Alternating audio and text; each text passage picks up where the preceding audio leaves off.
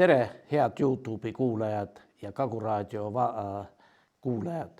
Algamas on Toomas Pauri autorisaade ja tänaseks minu saatekülaliseks on proua Ülle Pukk.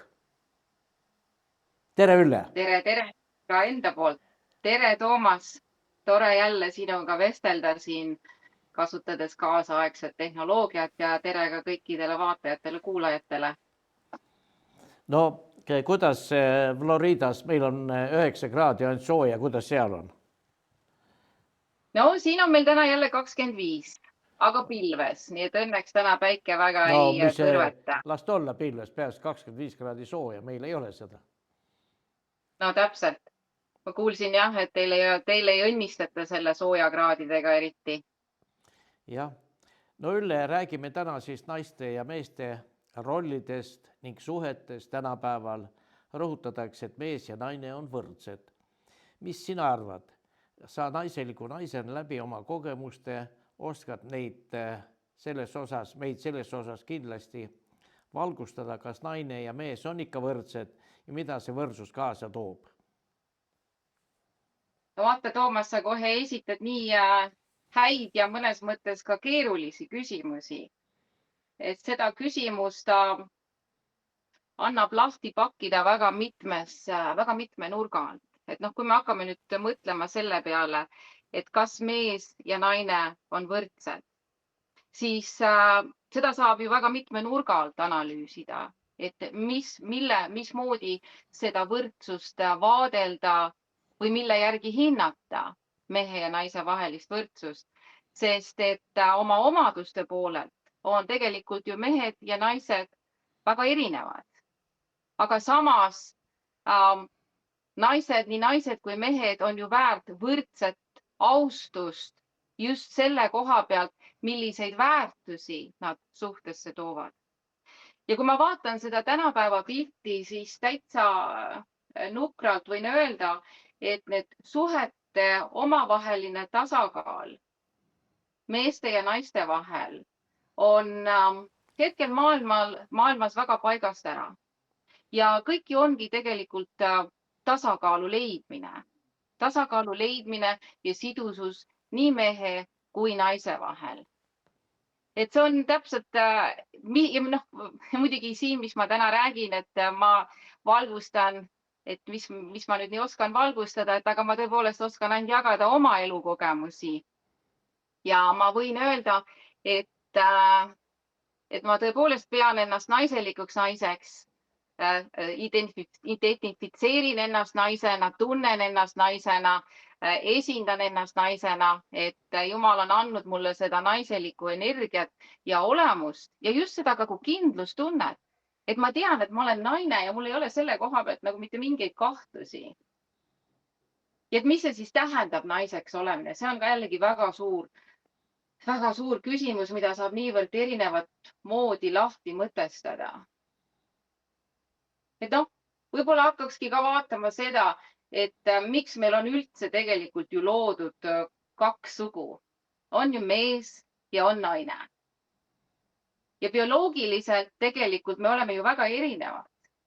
Mis rollid on antud mehele kanda ja mis roll on antud naisele kanda.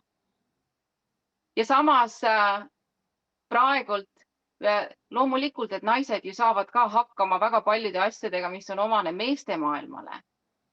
Aga kas nad peaksid, on ju?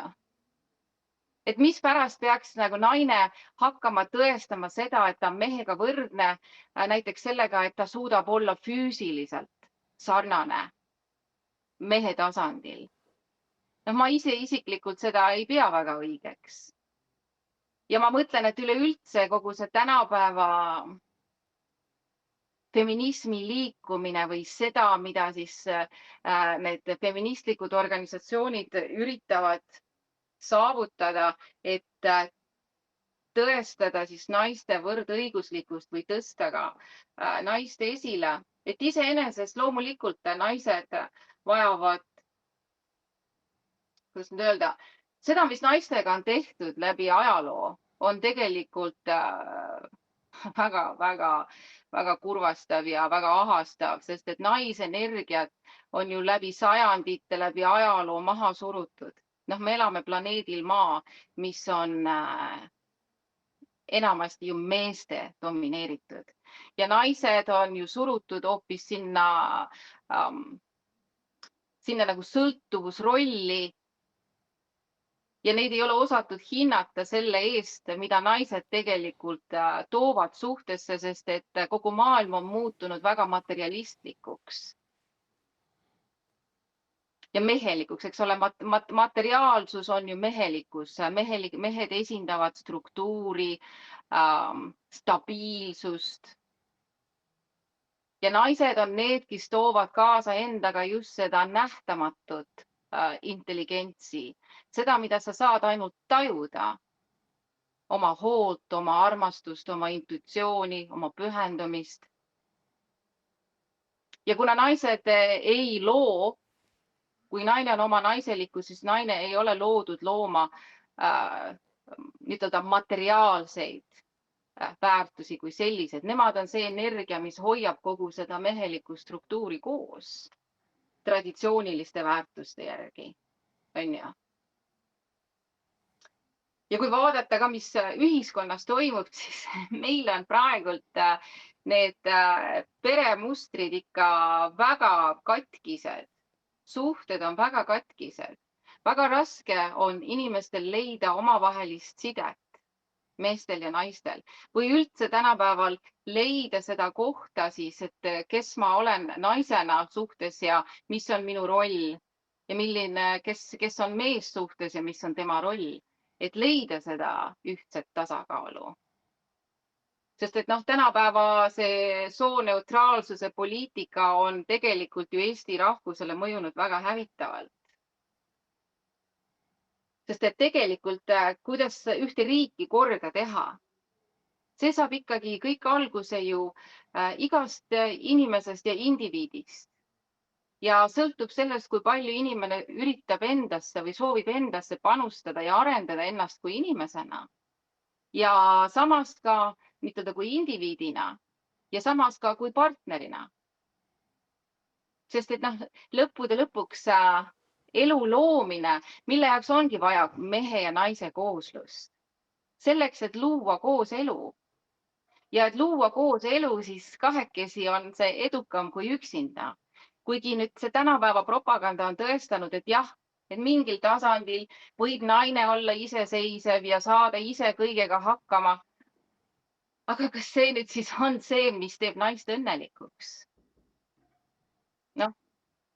Ma arvan, et mitte. Et tegelikult naine tunneb oma jõudu ja oma seda naudingut oma eksistentsist just siis, kui ta saab olla naine ja võtta meest vastu või peegeldada seda meest naisena. Sest tegelikult naised on ju loodud peegeldama meest. Iidsete traditsioonide järgi mees on päike ja naine on kuu. Ja kuu, mis on kuu roll? Kuu ülesanne on peegeldada päikesevalgust. Ja mehed, nemad on konstantsed nagu päike, tõusevad iga hommiku, on valmis tegutsema, nad omast seda struktuuri ehitama, minema tööle, tegutsema. Aga naised on nagu kuu, kasvavad, kahanevad. Nad esindavadki seda loovust, kaost. Naise roll on inspireerida ja mehe roll on toetada. Ja näiteks ka oma Facebooki lehel ma jagan väga palju balletipilte. Ja mõned on küsinud, et miks, et esiteks mulle väga ballett meeldib, ma olen seda väiksena kunagi ise teinud. Ja tänapäeva sellises karmis maailmas, kus tekitatakse nii palju segadust nende soorollidega, minu jaoks isiklikult on just need balletti vaadates ja balletipildid on need, mis aitavad mul tasakaalustada seda naiselikku energiat. Sest et näiteks kui sa vaatad balletis, mis on mehe roll balletis. Naine on alati see superstaar, kes graatsiliselt ja särab ja sirutab ja ta tundub nii õrn ja samas kui palju sisemist tööd ja tugevust on naisel vaja, et välja näha nii lendlev ja õrn ja graatsiline sel laval. Ja mehe roll on alati toetada seda naist. Kas hoida siit või hoida seda kätt või piha ümbert või aidata keerutada. Tema on see, kes toetab naist ja tõstab naist esile. Nii et sellistes sügavamates vaadeteski, mis on siis mehe roll. Mehe roll on alati olla toetav oma naisele ja naise roll on inspireerida oma meest. Ja mees on agressiivne, naine on passiivne selles suhtes, ja vot tekibki see tasakaal. Ma mõtlen, et niimoodi võiks mõelda sellest mehest ja naisest, aga küsiks ka sinu käest, et sina oled juba selline vanemakooli traditsioonilise suhte esindaja. Et kuidas sina tunned selle mehe ja naise rollid ühiskonnas, mismoodi võiksid olla? Või oleksid edukad, sest et tähtis on ju see, mis tulemus see on. Et kas inimesed on õnnelikud päeva lõpuks? Sest lõppude lõpuks ju ei ole ju see raha, mis loeb. Lõppude lõpuks ikkagi loevad need tunded, mis inimestel on.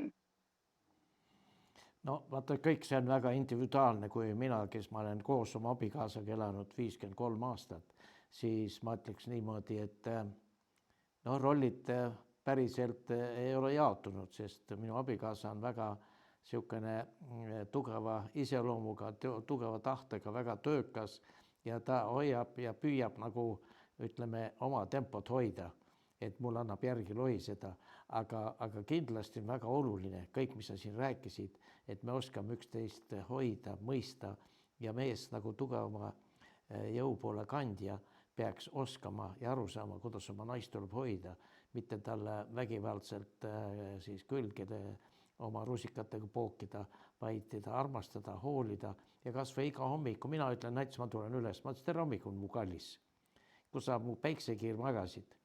Ja vaata, see on kõik väga oluline, et sa päeva jooksul ütled midagi ilusat, midagi sellist naiselikku ka siis, kui võib-olla sa ei olegi kõige parem mees olnud oma tegemistest ja oma võimekusest. Et need on väga keerulised, aga ma läheksin edasi ja ma küsiks sinu käest, et ütle, kas sul on endal ka taoline kogemus olemas, kui tundsid, et hakkad mehe rolli üle võtma jutumärkides, enne ma just kirjeldasin, aga ma ei pahanda selle peal muidugi, et muutud liiga mehelikuks. Oled maininud, et et oled ärimaailmast eemaldunud, see on nagu ütleme juba teine küsimus või kolmas.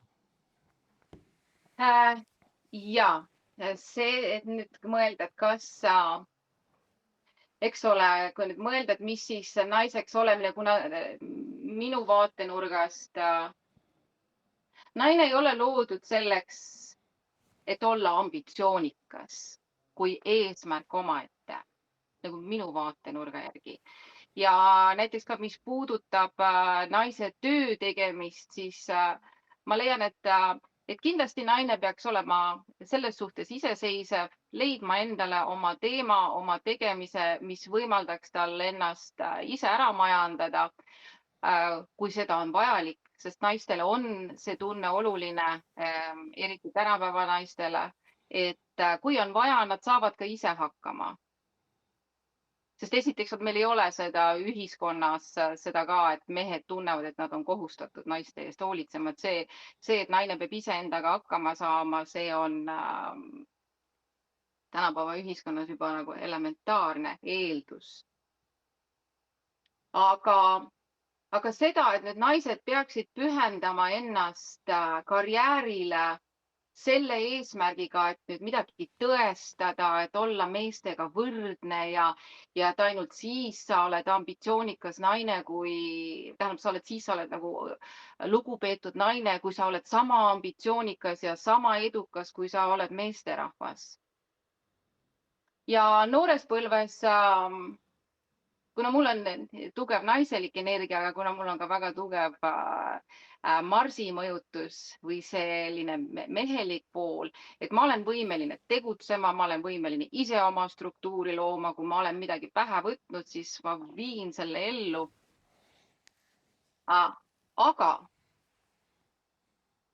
Aga ma olen täheldanud, et kui ma tegin ka seda äri, mida ma tegin väga kirglikult ja väga pühendunult ja tõsi on selles, et ma tegin seda 7-8 aastat ja lõpuks ma põlesin läbi, ütleme niimoodi kokkuvõtteks, edasi rutates on ju.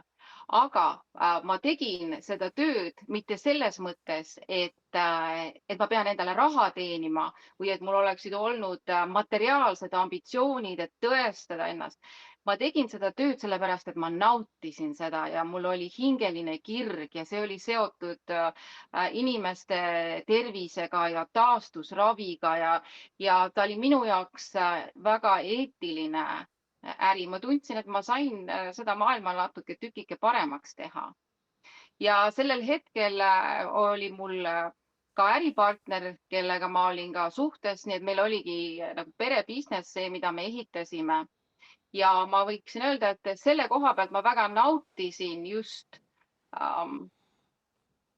ka seda koostööd, sest minu natuuriga mul ei sobigi selline 9-5 töö, aga vot ma olin väga hea just sellises partnerlusrollis, kus minul oli oma roll ja mu mehel oli oma roll ja me kahekesi arendasime seda firmat väga edukalt niimoodi, et me tekitasime firmat põhimõtteliselt nullist 1,5 aastaga kuni 1,2 miljonit käivet. Tänu just sellele, et kuigi ma olin nii-öelda meesenergias sellises ambitsioonis ja tegutsemises, aga kogu selle energia taga oli siiski humanitaarne kirg, aidata inimesi, maailma paremaks muuta. Ja selles mõttes me ei tallanud oma mehega üksteise jalgade peale, et ma olin küll äris, ma küll põlesin läbi, aga ma tundsin, et ma oskasin panustada just seda naiselikku kvaliteeti, mida ühes businessis oleks nagu vaja läinud. Ja mu mees oskas piisavalt ka hinnata ja just kuulata seda tarkust ja seda suunda, mis tõi meie firmale edu. Et selles mõttes ma tunnetasin, et kuidas sa saad ka säilitada naiselikku rolli, kui sa oled seotud äritegevusega. Ja muidugi minu enda viga oli seda, et ma ei osanud ka piire panna, et kirgliku inimesena, kui ma lähen millegi sisse, siis ma lähen sinna nii sügavalt ja põhjalikult, et see enda ja noor ka, et see enda tasakaalustamisest jäi puudu. Aga selle poolest, et ärimaailmas, ma arvan, kuna ma suutsin anda ja meil oli selles mõttes hea maskuliinne, feminin, naismees energia klapp, et me suutsime luua väga eduka firma väga kiiresti, kus mees ajas oma asja, naine ajas oma asja ja me mõlemad respekteerisime neid väärtusi, mida me nagu firmasse panustasime. Mu mees tunnustas ja austas minu panust ja mina tunnustasin ja austasin oma mehe panust selles ettevõtluses. Mulle tundub, ma juba lõikasin sisse, et meil on muidugi tunnine raam ka, me peame kõik ära jõudma. Mulle tundub, et kui me räägime kaasaegsetele naistele sellist juttu, siis väga paljud tõusevad kohe tagajalgadele, kujutades ette, et neid tahetakse koju lukustada ja pudrupoti juurde külge naelutada. Kuidas seda tasakaalu leida enda teostuse ja pere teostumise, toimetamise vahel? Vot see on ka jälle selline väga individuaalne arvatavasti olukord, sest et ka naisi on erinev. Mõned tahavad kodus rohkem toimetada, mõned tahavad võib-olla karjääris rohkem toimetada ja ongi, et kuidas leida see tasakaal. Aga ma ütlen, et nii palju, kui mina olen tänapäeval vestelnud oma sõbrannade ja tuttavatega, siis tegelikult enamus naisi oleksid väga rahul sellega, kui nad ei peaks tööl käima, kui nad saaksidki keskenduda kodu loomisele ja seda, et see naine on kodune, ei tähenda, et ta peab nüüd ka kindlasti seal süüa tegema ja koristama ja sugugi mitte.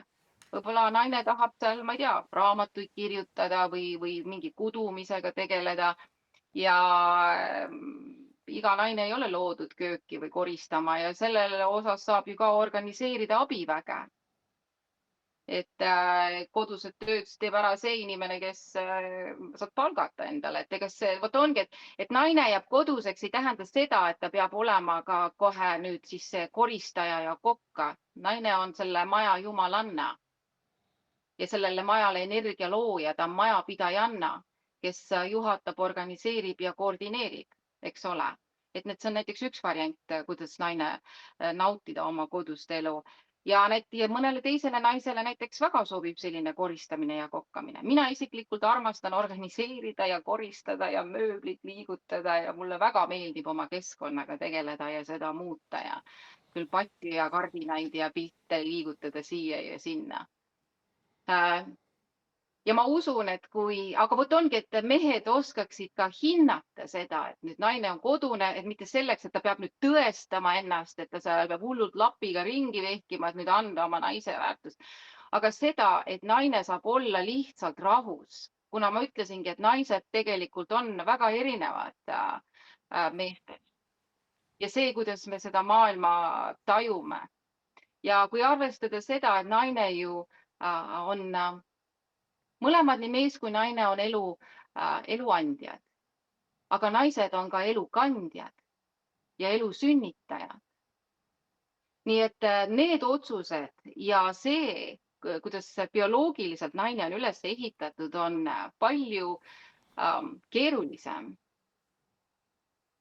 Ja see tähendab ka seda, et naine mõtleb palju sügavamalt ja põhjalikumalt ja mitmekülgsemalt. Me tajume seda maailma ja seda infot, mida naised on loodud vastu võtma, nende tajumeeled ja tunded ja intuitiivsus ja see on meestest ikka tugevalt kõrgem.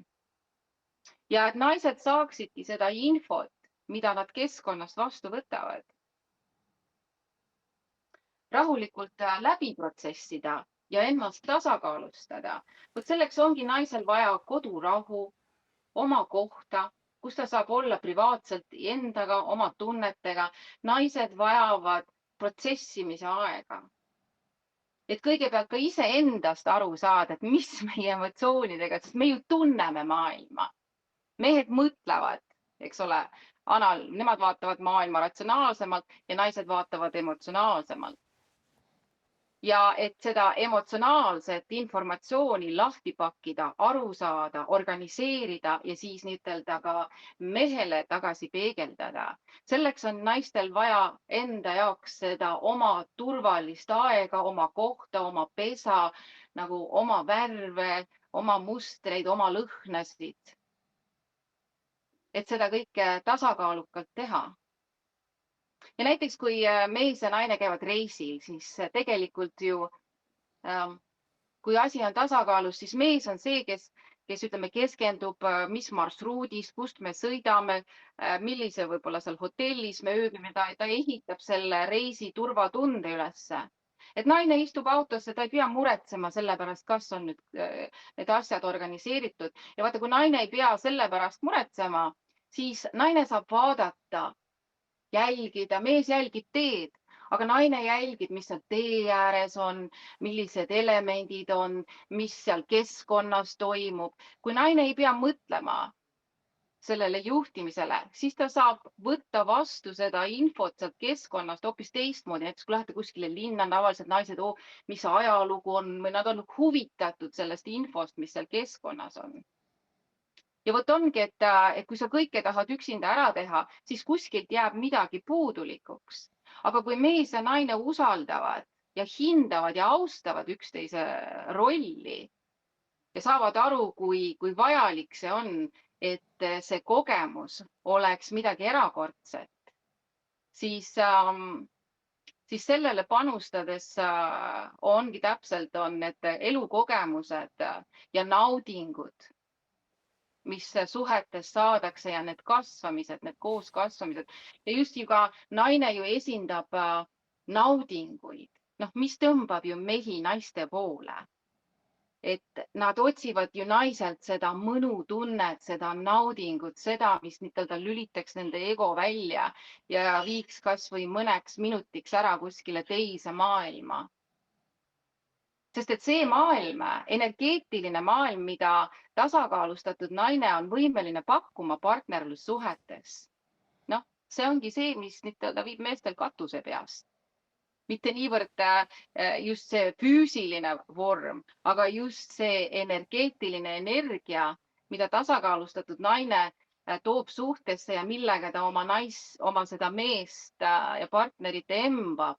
Ja samas jällegi meestel on ka seda, et nad kardavad sellesse energiasse astuda, sest et nad tunnevad mingil hetkel, et ma nagu kaotan oma ego või ma kaotan oma kontrolli, sest et noh, see tunne, nad kardavad tegelikult sellesse tasakaalustamata mehed, nad kardavad sellele tundele järgi anda ja siis üritavad seda pidurdada ja blokeerida selle asemel, et nagu alistuda ja näha, milline kasv ja areng ja positiivsed tulemused sellest tulevad. Aga ütle, see väga palju on naisi, kes on väga võimekad ja nad on võtnud endale abikaasaks mehe, teised kutsuvad, ütleme, pool pussakas, aga ometi nad oskavad elada, et see on suur fenomen. No vot jällegi, igale potile on oma gaas ju, et põhiline ongi leida see omavaheline tasakaal, kus inimesed täiendavad üksteist paarisuhetes. Ja vot selleks sa pead ise hästi terve olema ja ongi aru saama endast ka oma plussidest ja nii kaua kui ka oma miinustest. Et ma oma poegadele alati rõhutan seda, et teie kõige suurem tugevus on see, kui te teate oma nõrkusi. Et mis on see, et siis te oskate elus edasi minna, arvestades selle oma võib-olla nõrkade kohtadega. Ja te oskate ka oma just partnerit valida, mis täiendavad, et leida see ühisosa ja samas see osa, kus te täiendate üksteist. Ja need paarid, kus võib-olla naine on domineerivam ja mees on rohkem sellises passiivsemas rollis, et järelikult seal see individuaalselt on neile sobinud. Aga noh, kui me praegu mõtleme siiski nendest traditsioonilistest mustritest, sest see on praegult tänapäeval ongi traditsioonilised pereväärtused on jäetud väga ripakile, mis on Eestile väga suur probleem. Ja üks põhjus ka, miks me seda saadet teeme, et ka tuua seda teemat rohkem rahvani ja seda arutelu pereväärtuste üle ja kui oluline on tugev perekond ühiskonnas. Sest see on nii elementaarne, et tugevad perekonnad loovad tugevaid inimesi, tugevad inimesed loovad tugevaid kogukondi. Tugev kogukond on tugev riik. Tugev riik omakorda loob tugevaid inimesi ja mis kõige tähtsam, õnnelikke inimesi. Et kui me praegu tänapäeval mõtleme, mis toimub, siis naiste vaatenurgast ongi lõpuks nagu esitada oma mehele küsimus, et jah, et seda võib ju teha ja kõike olla, et aga mis selle lõpptulemus on, et kas me oleme selle võrra õnnelikumad või kas meie elukvaliteet muutub paremaks või kas meie suhte kvaliteet muutub paremaks. Oleneb valikutest, mis me teeme. Et kui sa mõtled suuremas pildis, et miks me üldse elame, siis ikka elame sellepärast, et tahaks elust rõõmu tunda, tahaks õnnelik olla. Et vaheti ei ole, et kes sa oled seal võib-olla nagu professionaalse külje pealt või kui suurt palka sa saad või millist staatust sa omad, et aga kas sa nagu hingelt oled õnnelik? Et rahaga me küll saame osta loomulikult mugavusi ja me saame ka rahaga osta turvatunnet. Selles mõttes ongi materiaalsed väärtused väga olulised ja selle jaoks on ka naistele väga oluline, et mees on võimeline pakkuma naisele materiaalset turvatunnet. Sest tagasi seda teemat, et eks ole, naised on ka bioloogiliselt erinevad ja palju komplekssemad ja keerulisemad, sest et meie peame elu kandma ja sünnitama ja vastutama. See naiste vastutus selle elu eest on ju palju suurem kui mehed. Vanaema ikka ütles, et mees paneb pillipüksi ja läheb talu edasi. Jääb sinna midagi seemet maha või mehed on loodud seda seemet pritsima, kuhu saab ja kui palju saab. Aga naised on need, kes siis reaalselt ju selle lapse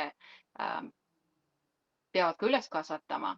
Tahavad nad seda või taha, et naistes on juba see sisse kodeeritud vastutustunne oma järglaste eest. Ja selle tõttu ka naised ju vaatavadki ka mehi, valivadki ka endale partnereid. Eriti noored naised juba instinktiivselt ju vaatavad mehi selle pilguga, et kas sa oled võimeline meie pesakonna eest hoolitsema, et kas ma saan sind usaldada, et ma olen kodune ja ma hoolitsen meie laste eest ja järglaste eest, et tegelikult asi ei ole niivõrd just nagu rahalises rikkuses, aga mina leian, et näiteks mehed, neil ei ole mõtet ju ka suhetesse astuda või pakkuda ennast suhtesse, kui neil ei ole oma kodu. Ma leian, et mees peaks võimaldama naisele elementaarse katuse ja toidu koju tooma. Ükstapuha, on see mingi pisikene koht, on see suurem koht, aga mees peaks nagu võimaldama kohta, kuhu seda naist kutsuda.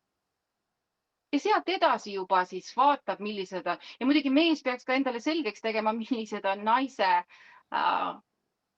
on naise nägemus ja ütleme elustiil või standardid, millest naine huvistab, mida naine himustab või ihaldab. Et saaks mees ka ausalt enda jaoks nagu vaadata, kas see naine, kas tal üldse hammas hakkab pihta, kas ta on võimeline seda naist rahuldama ja pakkuma turvatunnet. Sest näiteks mõnele naisele ongi täpselt, talle sobib oma pesakene, see ei pea olema, mis tead, suur loss, peaasi, et see on nende oma, et seal on turvaline, seal on tal hea olla oma mehega.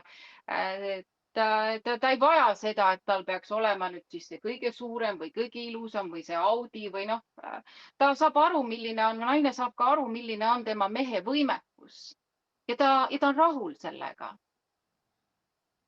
Et ta on rahul sellega, ta näeb, et ta mees on töökas, et ta mees pingutab. Nii kaua, kui naised näevad, et mehed annavad oma parima ja pingutavad. Mina olen alati öelnud, et kõige seksikam joon mehe juures on see, kui mees pingutab, kui ta püüab. Ta ei peagi olema parim, aga just seda, et ta pingutab ja ta tahab anda endast, mida iganes ta sellel hetkel suudab või oskab. Mitte niisama ei vingu ja ei dikteeri naisele, et kus ta seal peab olema või tegema. Nii et seda perekonda ja peresuhteid, ma leian, on Eestis väga aktuaalne teema, mida peaks rääkimagi veel rohkem, et leida see suhete vaheline tasakaal, sest et Eestis on ikka väga palju perevägivalda, katkiseid suhteid, sest inimesed on katki. Ei osata nagu näha, et mismoodi me siis või mis alusel või mis eesmärgil me üldse kokku tuleme. ma mõtlengi näiteks, ma ei tea, ka tänapäeva noored, et mismoodi nemad erutuvad või mis neid erutab psühholoogiliselt, emotsionaalselt, seksuaalselt, et see on kuidagi kõik väga sassi läinud. Ma olen alati mõelnud, et näiteks transvestiidid, et mille peal nemad erutuvad või mis nende mitte ka niivõrd füüsiliselt, aga just nagu hingeliselt, mis neid erutab, sest et noh, naised, meie erutume ju hingeliselt ja emotsionaalselt, mehed erutuvad plaks füüsiliselt kohe. No naistel nii need asjad ei käi, naised ei armu kunagi esimesest silmapilgust. Naised annavad mehele võimaluse, mees teeb ettepaneku ja naine annab võimaluse vaadata siis ja hinnata seda meest ja millised kvaliteet on, milline karakter on, kas talle sobib. Ja selle poole pealt, vaata, vanasti oli meil antud kurameerimise aeg, eks ole. Et see oli see aeg, kus mees tegi ettepaneku, ma olen sinust huvitatud, ma tahan anda sulle oma eksklusiivse tähelepanu, õpime üksteist tundma.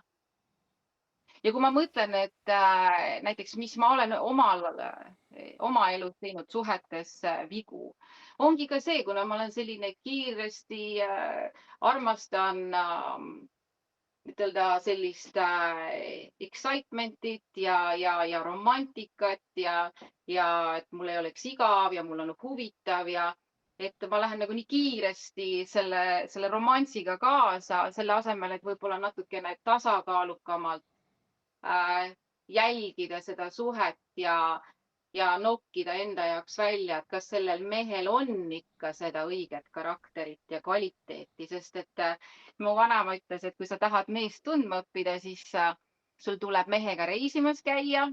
Noh, täpselt siis sa näedki, kuidas mees käitub tundmatus või nagu võõras keskkonnas, kui ta on oma keskkonnast väljas.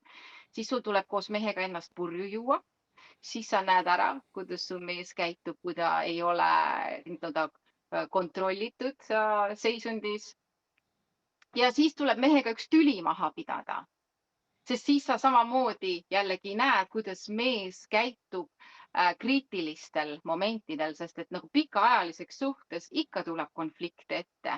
Ja vot ongi, et see haritus ja intelligents, kuidas inimesed suudavad konflikte lahendada, on ka väga oluline partnerite valikul ja et kõike seda läbi küpsetada ja leida see turvatunne oma partneris, et naised vajavad selleks aega.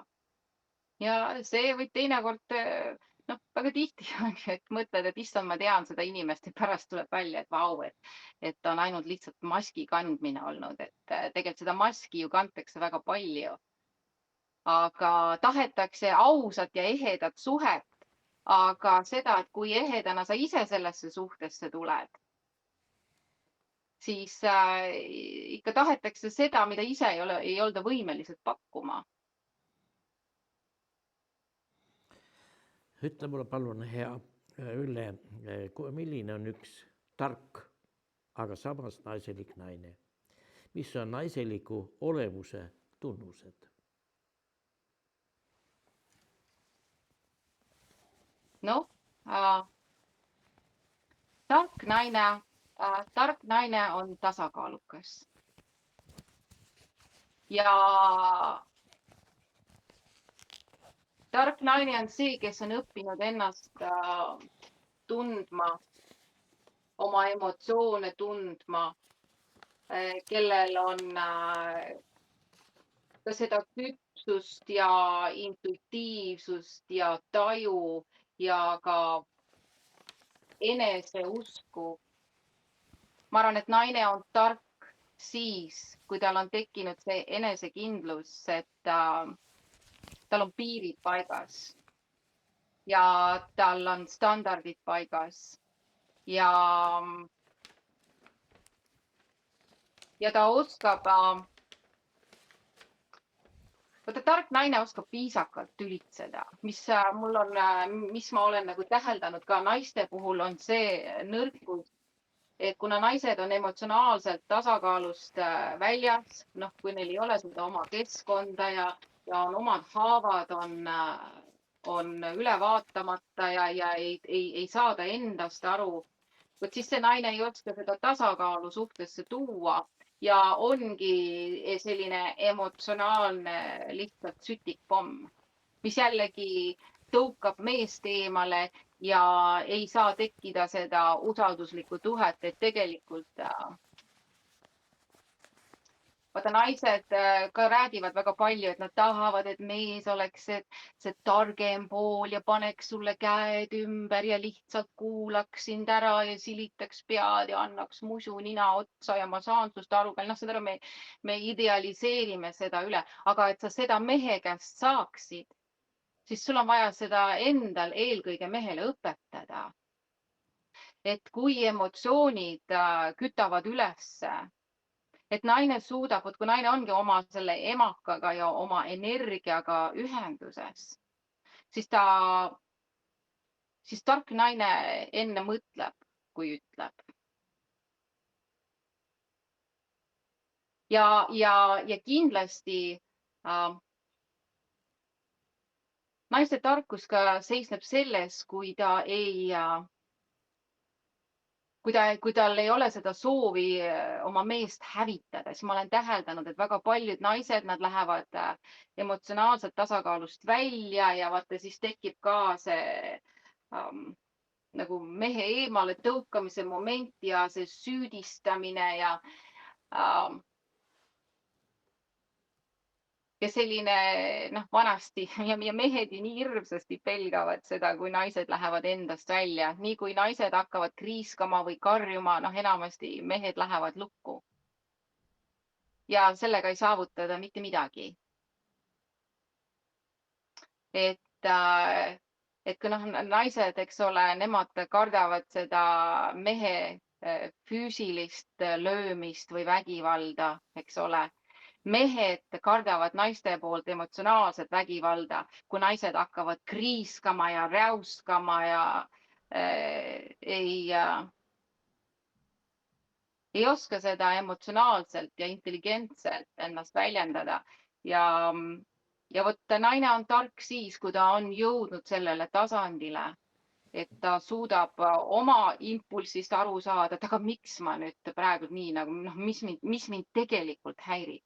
Sest väga palju, vot ongi, kui naise ei ole seda kohta oma emotsioone protsessida, siis talle tuleb mingi signaal, mees ärritab teda, naine plahvatab kohe vastu ja lähebki kõik allamäge. Aga vot tark naine, kui ta saab mehelt selle signaali, et teda midagi ärritas, vot et naine võtab selle aja ja ta keskendub ja mediteerib, et mis mind tegelikult selles suhtes häirib. Et kas see nüüd tõesti oli see, et mees jättis, ma ei tea, prügikasti välja viimata või, sest et tavaliselt selliste väikeste pealispindsete plahvatuste või triggerite all on tegelikult palju sügavamad probleemid. Ja vot, kui tark naine suudabki endale selgeks teha, et mis on siis see tegelik, kust see probleem tuleb, et kas naine tunneb, et teda ei väärtustata, ei hinnata piisavalt või puudub piisav tähelepanu või ta on mingis osas rahuldamata, ükstapuha emotsionaalselt, intellektuaalselt, seksuaalselt, materiaalselt. Et meie naised oleme ju väga nõudlikud, meid peab rahuldama igal erineval tasandil. Ei piisa sellest, kui ainult näiteks raha koju tood või ei piisa ainult sellest, kui sa voodis hea oled. Meil on ikka vaja seda täiskomplekt, et muidugi mitte täislaksuga, erinevatel naistel on vaata need erinevad rahuldamisvajadused, mis neil on kõige olulisem, mis peab olema rahuldatud ja seal võib-olla kompromisse saavad teha mingite muude asjadega, aga jällegi selleks ongi vaja ennast tundma õppida. Et mis sobib ja mis mitte, nii et seda naisel enesetarkuse arendamine ja enda tundma õppimine, see on ka üks paras teekond, sest ka ise naisena olen piisavalt vigu teinud ja ka olnud impulsiivse natuuriga ja selline kergesti süttiva natuuriga. Ja ma leiangi, et kõige suurem õppetund targaks naiseks saamisel vot ongi just seda, et kui naised tunnevad emotsioone, siis ärge plahvatage kohe. Et mõelge järgi, mida te tegelikult tahate öelda. võtke endale aega, et selgusele jõuda, milles tegelik probleem on ja mismoodi efektiivselt seda mehega suunata. Naine austab oma meest. Noh, vaata, ma ütlesingi, et meestel tuleb austada naist kogu selle nähtamatu panuse ja energia ja intuitsiooni eest ja austada seda naiselikku tarkust ja samas meestel tuleb ka tähendab, kui naistel austada ka seda meest, mida mehed pakuvad ja ka saada sellest aru, et mehed ei ole emotsionaalselt naistega sarnased ja samas ikkagi kohelda ka mehi võrdselt ja respektiga, arvestades seda, et emotsionaalse külje pealt võib-olla mees vajab rohkem taktitunnet, rohkem arusaamist.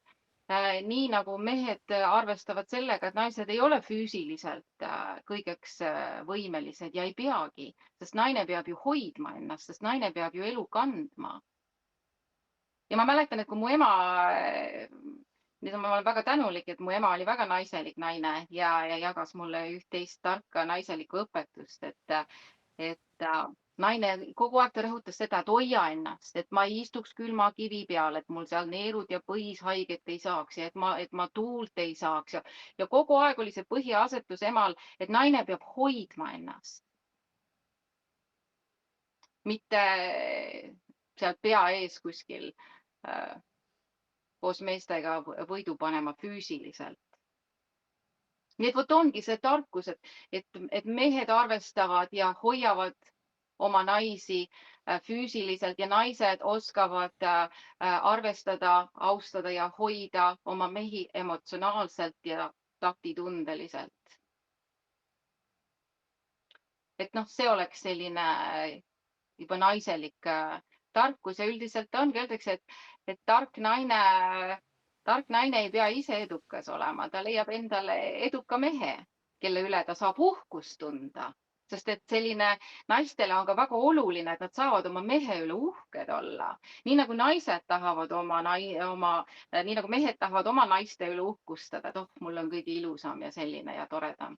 Samamoodi naised tahavad ju oma mehe üle uhkust tunda ja ma nagu enda poolt ka tunnetan, et noh, minu jaoks on see väga oluline, et noh, mis eristab minu jaoks meest näiteks, et kas ta on võõras või sõber või kui sa tunned, kui ma tunnen mingit imetlust selle mehe kui isiksuse vastu, et ta tekitab minus seda elevated, kõrgendatud tunnet, et oo, vau, milline mees, vau, kuidas ta käitub või oo, kui huvitaval ta see on, oo, noh, saad aru, sul tekib see oo moment mehe suhtes. Et milleks ma endale meest võtan, et käia pärast küla peal ja kiruda ja tampida teda, et ma ei pea seda õigeks ei energeetiliselt, et kui sa juba tunned, et sul ei ole nagu oma mehe kohta enam midagi head ja imetlevat ja austavat öelda, et noh, siis tuleb kindlasti seda suhet hakata lahkama. Ja ei tasu olla ka tuima, et ma vaatan, et inimesed panevad ka väga palju tuima, et lihtsalt tiksutaksegi suhetes, mis ei toimi ja on muututud apaatseks või luuakse endale mingi selline võlts ettekujutlus, et see apaatsus ja tuimus, et lihtsalt tiksutakse suhetes edasi mingist vanast inertsist või mustrist või harjumusest või öeldakse see story, et noh, kus mul parem on või kuidas ma ikka saan ja ma ei saa. See on minu arust kõige kohutavam, sest sellega sa tapad iseennast, oma suhet, teist inimest.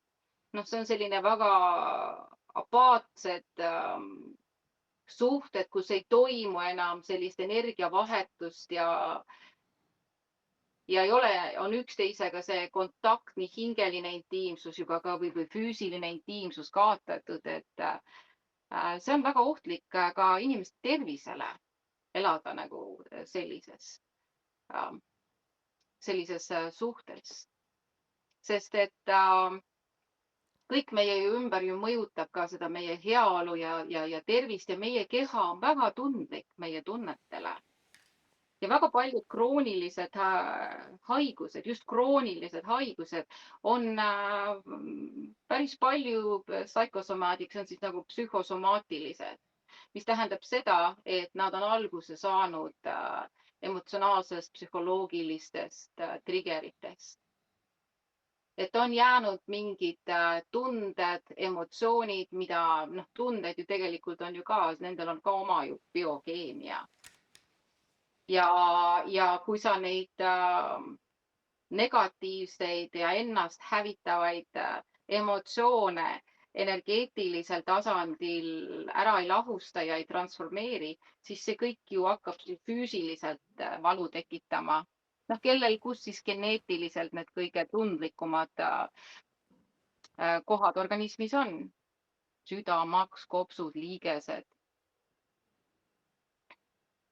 Nüüd sai pikk vastus jälle. jah, nüüd on niimoodi, et katsume selle saate lõpus rääkida meie sõbrast Andro Roosiks ja üks patuoinas oled sina, sest Andro Roos, ma sain tast aru, ta oli väga aktiivne, ta tahtis Tartu linnas tuua Keskerakond võimule ja saada linnapea koht ja loomulikult sa pead otsima nimekirja väga tublisid, väga asjalikke ja väga toimekaid inimesi. Ta leidis sinu ja palus sind nimekirja, sa olid ka nõus, siis läks see kisa lahti, et sina siis kannad siin Eestimaal, kuigi sa elad Floridas, kannad Eestimaal edasi Putini siis jutud, neid mõtteid, et ma küsingi sinult, kas sa vene keelt üldse oskad? Oskan küll ja говорю по-русски немножко ja lutše понимаю, чем я говорю. Et ma saan vene keelest aru, aga mul on passiivne vene keele oskus kui et aktiivne, et ma vajaksin vene keeles natukene praktikat. Ja me siin eelmises saates rääkisime, et mis mu meelsust puudutab, siis näiteks venekeelsed meediad ma põhimõtteliselt ei vaata üldse, et kogu minu informatsioon tegelikult pärineb ingliskeelsest allikast. Et selles mõttes mulle väga vene keel meeldib, mulle üldse keeled meeldivad ja ma ju lõpetasin ka 15. keskkoolis prantsuse keele kallakuga. Nii et siin ma olen ka endale natukene hispaania keelt juurde võtnud ja kunagi käisin Taanis õppimas taani keelt, et mina olen selline keeltesõber olnud ja ma leian, et mida rohkem keeli oskad ju, seda suuremad võimalused suhtlemiseks, et mulle meeldib suhelda ja lugeda ja mulle meeldib ka just originaal keeles lugeda, kui vähegi võimalik. Näiteks tänu inglise keelele mõelda, kui palju, milline suur infomaailm minu jaoks on avanenud lihtsalt tänu inglise keelele ja samamoodi ju ka vene keeles on pakkuda niivõrd sellist rikast kultuuri ja huvitavat informatsiooni. Aga kahjuks jah, mul seda vene keelt võiks natukene rohkem timmida, et võib-olla kui oleks mõnda venekeelset sellist sõpra, kellega peaks iga päev rääkima, siis ma usun, et see vene keel oleks mul ka varsti jälle täitsa korralikult uus. Kuna sa räägid Putini jutu neid lõike, et kas sa oled Venemaa presidendi Vladimir Putinil kohtunud või tema käsilastega? No mina ei ole küll ühegi Putini käsilastega kohtunud, et ma olen kirjutanud küll neid Putini blondiini naljapalasid, et Putin helistab mulle siin kord nädalas ja küsib, kuidas mul läheb ja saadab kommi ja šokolaadi, et see on, et ma isegi olengi nagu väga üllatunud, olles siin Ameerikas ja tegelikult suheldes enamasti inglise keeles, et kuidas mulle tahetakse seda venemeelsust ja Putini lembelisust pähe määrida, mis on tõest tegelikult kaugel. Et kuna mul on üleüldine lugupidav suhtumine nagu teistesse riikidesse, kultuuri ja rahvustesse, see, et ma ei torma nüüd hukka mõistma või vene kultuuri halvustama või vene keelt halvustama, et ma pooldan rahu ja ma pooldan seda, et saame hästi läbi ja leiame ühisosa ja me oleme ju tsiviliseeritud inimesed. Tsiviliseeritud inimesed suhtlevad mis iganes keeles ja soovivad leida vastastikku lugupidavaid, austavaid lahendusi. Aga meil isegi ei proovita seda. Ja rääkides Andro Roosist ja ka näiteks tuues esile seda naiselikku joond, et ka miks ma nõustusin Androga koostööd tegema ja võtsin selle pakku, sest et intuitiivselt ja instinktiivselt mulle oli Andro sümpaatne just mehena. Et ma nägin, et temast ma tajusin, vot see ongi seda, et naised, me tunneme teistsuguste antennidega, mida meestel lihtsalt ei ole. Ja mina kui naisena, ma tajusin Androt väga tugeva mehena, isiksusena, et temas on seda haruldast ürgset mehe jõudu, seda läbilöögivõimet, seda teotahet, et ta ei ole nagu möku ja lihtsalt niutsuja nurgas, et tema veel parimad aastad on ees. Ja naisena minu roll on olla just toetavas ja leida see mees, keda ma tunnen, väärib mu austust ja imetlust ja tuge. Et mina kui naisena ei ole huvitatud juhi rollist või sest, et mingi liider olla, see on ju niivõrd koormav ja vastutustundlik ja ongi, et sa põhimõtteliselt astud sinna meeste maailma ja saaks hakkama ja kõik, aga nagu milleks? Miks ma peaksin ennast rebestama selle asemel, et leida see õige mees, keda naisena toetada ja aidata ellu viia teda. Nii et selles mõttes ka meie koostöö just oli ehitatud või see valik ja miks ma nõus olin just ka seda, et mulle meeldis Andro mehelik energia. Ega see meil ei ole, ma ütlesin, et Eesti rahvas on väga tasakaalust väljas, meil need mehe ja naiste energiad ja suhted on kõik väga paigast ära, et väga vähe on neid mehi, kellel on seda ilusat, ürgset mehelikku jõudu ja kelles on seda potentsiaali elu edasi viia. Nii et selles mõttes oli Andro minu jaoks nagu väga positiivne üllatus siin Eesti poliitmaastikul. Ja see esimene instinkt või impulss, mis tekkis, oli väga meeldiv. Just sedagi, et Andro oli väga lahke ja väga avatud ja väga viisakas, selline lugupidav. Ja minu kui naisterahva jaoks esimene asi, mida sa meeste puhul ka vaatad, on see, kuidas mees suhtleb, kuidas ta ennast väljendab, kas ta oskab selliseid lihtsaid asju, et vaatab silma, ütleb tere, head aega, tänan, palun. Oskab naist panna turvaliselt tundma, elementaarselt, teeb ukse lahti, pakub seda, võib-olla seal ei röhitse avalikult naise juuresolekul, et sul on mingisugused standardid on suhtlemisel mehel paigas, et ta on ka saanud täiskasvanuks ja targemaks. Et Andro puhul mulle meeldis tema mehelikkus, tema potentsiaal, tema jõud tegutseda, tema kaine mõistus ja tarkus. Julgus öelda asju välja, mida enamus poliitikud lihtsalt võib-olla põske pobisevad, kui üldse midagi. Ja Eesti rahva olukord on ikkagi praegult juba ju väga kriitiline, et ma ei tea, kuhu sügavale me seda pead sinna liiva sisse paneme, et olukord on väga halb. Iibega on olukord halb, majanduslikult on olukord halb, rahva psüühikaga on olukord halb, tervisega on olukord halb ja seda tuleb hakata muutma. Ei no ma mõtlengi seda, et Andro, mina ise olen ka poliitik olnud ja otsinud inimesi valimisnimekirja ja see on suur töö. Igaüks ei taha tulla ja igat ühte pole mõtet kutsuda ka, kes ei saa nimekirjas ühtegi häält. Andro nägi sinus potentsiaalset ja väga perspektiivset noort naist. Kui tood nimekirja, siis tulevad 100 hääled, võib-olla isegi rohkem. Et see oli tema nägemus ja see oli, ütleme, erakonna seisukohalt väga tark tegu, et ta sind kutsus.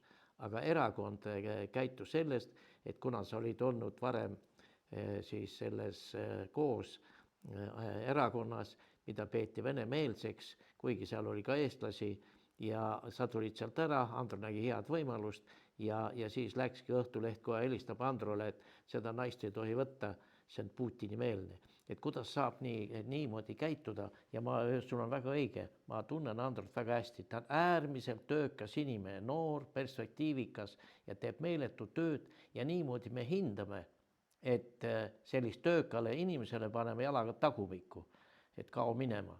Ja kui alatult seda kõike tehti, ma küsin sinu käest, et eelmine kolmapäev oli Tartumaa piirkonna konverents, kus oli siis erakonna esimehe valimine, seal viibis ka Keskerakonna peasekretär Anneli Ott ja ma ise mõtlen, kui Anneli Ott oleks tõusnud püsti, et seal olid need tõmblemised küll ühel pool ja teisel, pannud käe õla peale, öelnud, Andro Roos on meile väga vajalik mees ja see mees peab jätkama. Olles Anneli taolisest käitumisest Androl olnud abi? No mina teie seda erakonna õhkkonda seal ei tunne, aga ma usun, et naised, kes on oma naiselikus energias, nad tajuvad väga hästi, kus on ülekohus ja õigluse tunne. Et ka ütleme poliitikas, et naiste roll, arenenud naiste roll ei ole kunagi vägivalda või mingeid alatusi toetada, et arenenud naine saab aru sellest õiglane ja ebaõiglane ja suudab see ja julgeb ka seda välja öelda. Noh, öeldakse, naine on kael, kes suunab, mees on pea, naine kael, naine suunab pead. Ja kui seal oleks olnud selliste mõjukate naisterahvaste poolt oma väljaütlemisi ja oma nägemisi, siis väga võimalik, et see oleks midagi muutnud, aga võib-olla ka mitte, et noh, ma ei oska öelda, aga see oleks kindlasti olnud, ma usun, väärikas tegu.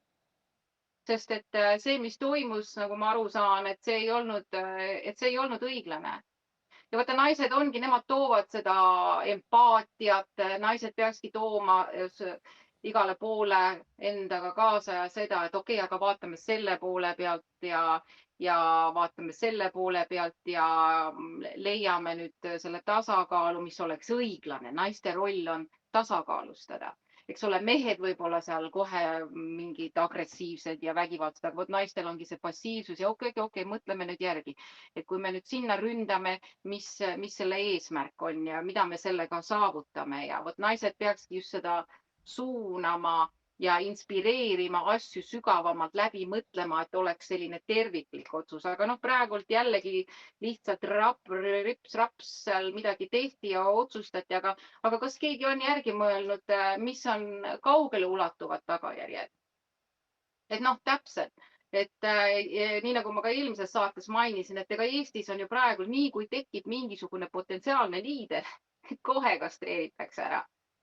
Ja Androga see, mis tehti, see on ju nii puhas näide sellest, et järjekordselt üks võimekas Eesti mees, kelles on potentsiaali juhi rolli ja liidri rolli astuda ja kes tahab ja on võimeline seda vastutust enda peale võtma, et järjekordselt lükatakse kaikaid kodarasse. Noh, loomulikult oleks seda olukorda võinud ju lahendada hoopis teistmoodi ja palju väärikamalt ja ma ei tea, mida need Eesti erakonnad, poliitikud nagu ette kujutavad, et neil on selline status quo, et nad arvavadki, et kõik jääbki nii nagu praegult, et ülbitseme edasi sinna Venemaa poole ja muudkui ostame pomme ja himarseid ja surume Moskva põlvili ja saadame oma mehed Ukrainasse surema ja et nagu kuhu see välja viib, et millega see kõik lõpeb. Vaata noh, naised nagu küsivadki tavaliselt sellised küsimused, et okei, et sa teed seda ja toda, aga what's the point? Et tegelikult ju praegustes erakondade tegevuses mitte mingit pointi ei ole. Et noh, vahet ei ole, et oled sa Isamaa või Keskerakond või EKRE või kõik kuidagi on sellises ühes poliitilises tantsuruumis, et võib-olla natukene teiste kingade ja riietusega, aga nad kõik ju libistavad ennast seal ühe ja sama parketi peal ühe ja sama muusika järgi, et sa võid ju minna siia parteisse või sinna parteisse, noh, tegelikult on ju see kõik üks ja seesama jura. Et nad on ju kõik ühel ajal ühe mustriga loodud erakonnad, kes meil praegu kõik need traditsioonilised erakonnad on. ja sa vaatadki neid poliitikuid, nad teevad seal neid otsuseid ja neil on nagu täiesti reaalsuse taju inimestega, rahvaga kadunud ja neil ei ole ka seda mehelikku energiat seal. Need on nagu mingid täiesti tühjaks lastud rattakummid, et noh, neis ei ole enam seda mehelikku energiat, sest et ka võib-olla, et näiteks nad ei tee füüsilist tööd, sest ma leian, et mehel oleks see mehelik energia paigas, ta vajab mingit füüsilist väljendit ja näiteks Andro, ma usun, et miks ta ka on selline tasakaalustatud meesterahvas, sest et Andro teeb ka füüsilist konkreetset tööd, tal on seal oma põllupidamine, nagu ma aru saan, ta käib ja kaevab ja ta on selle praktilise eluga ja füüsiliselt seotud, et tal on selline füüsiline mehelik aspekt olemas, mida nendel Tallinna toolisoojendajatel ju tegelikult ei ole. Ja nii need pered muudkui lõhki lähevadki. No ma ei tea, nüüd ma lugesin täna Madison näiteks suur eeskuju, konservatiivide eeskuju ja kurvastusega loen, et ka tema perekond on nüüd lõhki läinud. Ja tema naine on minu väga suur lemmik, väga sümpaatne ja ilusa hingega ja ilusa häälega ja väga ilus naine. Nii et järjekordselt Eestis ainult pered lähevad lõhki üks ühe järel, et see on selline kurb asi, kui mehed ei oska seda suhet koos hoida, sest et noh, ma usun, et näiteks ka Madisoni perekonna purumisel, et seal oli ikkagi ka suur osa, noh, alati on ju kaks poolt, aga ma usun, et seal see suurem möödalaskmine on siiski olnud Madisoni kui mehe poolt, ma pakun. Selge. No nii, aitäh, austatud kaunitar Ülle ja rääkisid ilusti, andsid endast parima ja mis meile kõige olulisem ongi, et sa alati naerusuine ja avatud ja ütled seda, mida mõtled ja hoiame siis Andrule pöialt, et ta leiab enda koha poliitikas, aga meie täname siin kõiki YouTube'i vaatajaid ja Kagu Raadio kuulajad, sest see saade läheb ka Kagu Raadiosse Põlvamaale, kus on tubli mees, kes hoiab seda Kagu Raadiot elus. Nii et kõike head teile ja kena õhtu jätku. Soovin ka enda poolt kõikidele kena õhtu jätku ja et mehed oleksid mehed ja naised oleksid naised, et me hoiaks, armastaks, väärtustaks teineteist ja loome selle Eesti uueks, luues tugevaid perekondi. Nii et kõike head kõigile.